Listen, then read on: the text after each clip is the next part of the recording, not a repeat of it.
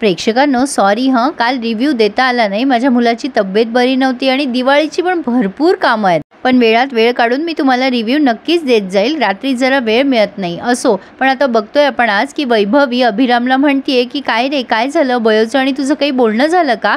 अभिराम तिला म्हणतो जाऊ दे, मला तो विषय काढू नको.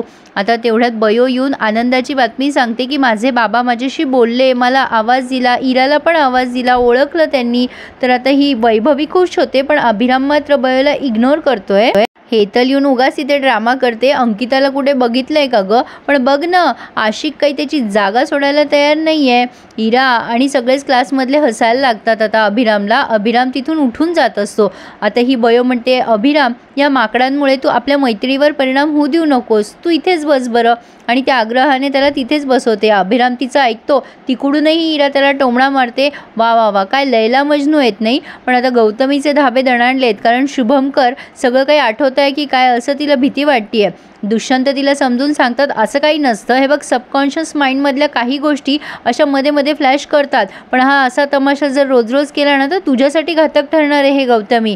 तेवढ्या तिथे पोटे येतात आणि म्हणतात सर हे काय केलं तुम्ही, माझ्या जागी दुसरा डॉक्टर अपॉइंट केला, असं का केलं तुम्ही? दुष्यंत म्हणतात पोटे आपण नंतर बोलू या विषयावर, तुम्ही निघा आता. बयो आरवला लहानपणीच्या फोटोबद्दल विचारत असते. तेवढ्यात गौतमी येते आणि बयोला म्हणते चल आमच्या घरी तू अभ्यास कर. तर आता ही इरा चिडते त्यावरून, तू हिला आपल्या घरी काय नेतेस मम्मा, अगं ही आपली कामवाली आहे, तुला माहिती नाही आहे का? आता गौतमी म्हणते अगं असू देत ना, मग सोबत अभ्यास केला तर काय बिघडलं, ती काम करून मॅनेज करेल सगळं. पण बयोही तेच बोलते, तू नको काळजी करू, मी काम करता करता अभ्यास करेल आणि सगळं कामही पूर्ण करेल आणि मी विसरणार पण नाही की मी तुमच्याकडे काम करते. इरा तिला चुब्बईस ग म्हणून निघून जाते. गौतमी या दोघांना पुढे करते की चला तुम्ही, मी आलेच. ती विचार करत असते मनामध्ये की बयोला जर बिझी ठेवलं ना तर शुभमकरच्या रूमकडे सारखी सारखी ती येणार नाही. आता ही निघालेत घरी जायला. अभिरामच्या मागे मागे जाते वैभवी आणि पुन्हा त्याला विचारायचा प्रयत्न करते बयोबद्दल. अभिराम तिला टाळतो आणि म्हणतो हे बघ वैभवी, मला या सगळ्यामध्ये बिलकुल पडायचं नाही आहे, माझे वडील पण मला फार रागवलेत. आता वैभवी म्हणते हो रे मी समजू शकते, पण आता तेवढ्यातच तिथे पप्या येतो आणि या अभिरामला बिलगतो आणि बरेच प्रश्न विचारून हैराण करतो. आमची बहीण काय म्हणाली, तुम्ही प्रपोज केलं की नाही तिला, आता आम्हाला पार्टी पाहिजे बरं, वगैरे वगैरे. पण अभिराम त्याला शटअप म्हणून निघून जातोय. तर आता पप्पूच्या लक्षात येतं काहीतरी बिघडलंय. तो म्हणतो काय झालं, आमची बहीण नाही म्हणाली का याला? वैभवी म्हणते हो तसंच काहीतरी झालंय, म्हणजे जसं ठरवलं होतं तसं काही झालंच नाहीये पप्पू दादा. पप्पू म्हणतो ह्याच्यातच काहीतरी प्रॉब्लेम असेल, आमची डॉक्टर बहीण नाही म्हणाली याला. पण आता ही सुमन खुश होऊन रमाकांतला आनंदाची बातमी सांगते की माझ्या दादानी सगळ्यांची नावं घेतली, रवळनाथाच्या कृपेने तो लवकर बरा होईल, मी दादाला घेऊन आता गावाकडे जाणार आहे. पण आता हा रमाकांत राग तिला वाट बघ तुझा भाऊ बरा व्हायची. आता सुमन म्हणते असं का बोलताय तुम्ही, तुम्हाला काही माहिती आहे का, काय काय बोलताय तुम्ही असं? गौतमी त्यांच्यामध्ये पडते आणि म्हणते अगं सुमन तसं नव्हतं म्हणायचं त्यांना. सुमन म्हणते बघा ना वहिनी काही पण बोलताय, दादा बरे होणार नाही म्हणतायत. गौतमी म्हणते असं कोणी सांगितलं, अगं लवकरच शुभमकर बरा होणार आहे आता. सुमन खूप खुश होते आणि म्हणते अरे वा माझी वहिनी, पहिल्यांदा तू काहीतरी छान बोललीस, असं वाटते तुझे मुकेच घ्यावे. गौतमी म्हणते ते नको घेऊस हां, तू जा आणि कोल्ड कॉफी कर माझ्यासाठी. सुमन म्हणते आज तर तुझ्यासाठी मी काही करायला तयार आहे. रमाकांत सुमनला चहा मागतो तेव्हा सुमन म्हणते तुम्हाला चहा नाही मिळणार, तुम्ही काय बाय बोलता ना माझ्या भावाबद्दल, बघाच आता मी माझी बॅग भरून ठेवणार आणि गावाकडे घेऊन जाणार. माझ्या दादाची दिवाळी आणि भाऊबीज आम्ही तिथेच साजरी करू. सुमन उत्साहाने आता चहा आणि कॉफी करायला गेली आहे. सुमन गेल्यानंतर गौतमी रमाकांतवर ओरडते तुम्हाला असं बोलायची काही गरज होती का सुमनला, शुभमकरबद्दल काही बोलू नका. आणि रमाकांत तिला सॉरी म्हणतो. असो, पण आता आवरत असते बयो तेव्हा आरव म्हणतो तुझं काम झालं का, आपण अभ्यासाला बसूयात ना? बयो म्हणते हो दादा, पण तुम्हाला फोटो देणार होतास. आरव म्हणतो अगं काही फोटो ना इराकडे आहेत. बयो म्हणते बापरे बाप, तिला कोण मागणार, वाघाच्या गुहेत हात घातल्यासारखं येते. आरव म्हणतो तुझं पण बरोबर आहे, पण तुमच्या दोघींमध्ये ना उगाच माझं सँडविच होतं. बयो म्हणते भाऊ त्याच्यासाठीच असतात ना दादा, थांब मी जरा लक्ष देते बाहेर कोणी येतंय का. तर आता आरवला एक पेनड्राईव्ह सापडलाय आणि त्यामध्ये यांचे लहानपणीचे फोटो आहेत.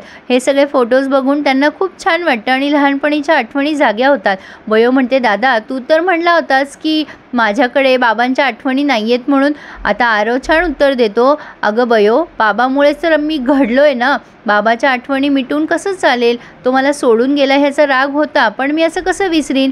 बयो तो पेनड्राईव्ह हातात घेते आणि म्हणते आता आपले बाबा ना लवकर बरे होतील बघ. बयो तो पेनड्राईव्ह तिच्या बॅगमध्ये ठेवत असते तेव्हा ही इरा येते आणि तिचा हात धरते आणि कांगावा करायला लागते की हा पेनड्राईव्ह तू का चोरलास, कोणाला न सांगता कशी काय घेऊन चालली होतीस, आणि तुला लहानपणीची सवय चोरी करायची ती गेली नाही का अजून. बयो म्हणते काय पण काय बोलतेस ग, लहानपणी पण मी चोरी करत नव्हते आणि आत्ता पण नाही, मला आरव दादानेच दिलाय. पण इरा काही ऐकायला तयार नसते. गौतमी आल्यावर तिला पण सांगायला जाते. बयो म्हणते मी चोरला नाही आहे पेनड्राईव्ह, दादाने स्वतः मला दिलाय. मग आरव येऊन सांगतो की हो मीच तिला पेनड्राईव्ह दिलाय. आणि मग बयो तिची कल्पना सगळ्यांना सांगते की यामध्ये आमच्या लहानपणीचे फोटो आहेत आणि बाबांच्या रूममध्ये जर फोटो लावले ना तर आजच्यासारखं त्यांना जसं आठवलं तसं सगळं आमच्या लहानपणीचं आठवेल. आता ही कल्पना इराला पण आवडली आहे, पण गौतमीचे मात्र धाबे दणाणले आहेत. आता इरा म्हणते ठीक आहे, हरकत नाही आहे, नॉट बॅड, पण माझी एक अट आहे, या सगळे फोटो मी स्वतः लावणार आणि तुझा आणि तुझ्या मम्माचा फोटो मी बाबाच्या रूममध्ये लावणार नाही. आणि बयो या गोष्टीसाठी पटकन तयार होते. ती म्हणते हरकत नाही आहे, तुला हवं तसं कर. आणि बयो मनात विचार करते बाई तू आधी फोटो तर लाव, बाबा काही ना काही कारणाने बरे होतील हेच मला हवं आहे, माझा फोटो लागला काय आणि नाही लागला काय. असो प्रेक्षकांनो, एवढं काही इंटरेस्टेड त्यांनी दाखवलं नव्हतं मागे, पण आता मात्र इंटरेस्टिंग आहे असं वाटतंय. कारण इथे पुढे आपण बघतोय की कोणीतरी हिरो आलाय, कोण आहे यांचा सिनियर आहे बहुतेक, पण आता इरा मात्र त्याच्यावर लगेच फिदा झालेली दिसतीये आणि डायरेक्टली येऊन त्याला प्रपोज करते. मला तू खूप आवडलास, ॲक्च्युली आय लव्ह यू असं म्हणून टाकलंय तिने, सगळ्यांच्या समोर प्रपोज केलंय त्या मुलाला. तो कोण आहे काय आहे ते काही अजून कळलं नाहीये, पण प्रेक्षकांनो आता त्या मुलाला बयो आवडली नाही म्हणजे झालं, म्हणजे या दोघींमध्ये चांगलं महाभारत चांगलंच रंगून जाईल. तर आता बघूयात हा नवीन ट्विस्ट काय मजा आणतोय, म्हणजे इरालाही कोणाबद्दल असं अट्रॅक्शन वाटू शकतं, ही नवलच गोष्ट आहे. बघूयात कसा वाटला रिव्ह्यू नक्की कळवा आणि चॅनलला प्लीज सबस्क्राईब करायला मात्र विसरू नका. धन्यवाद.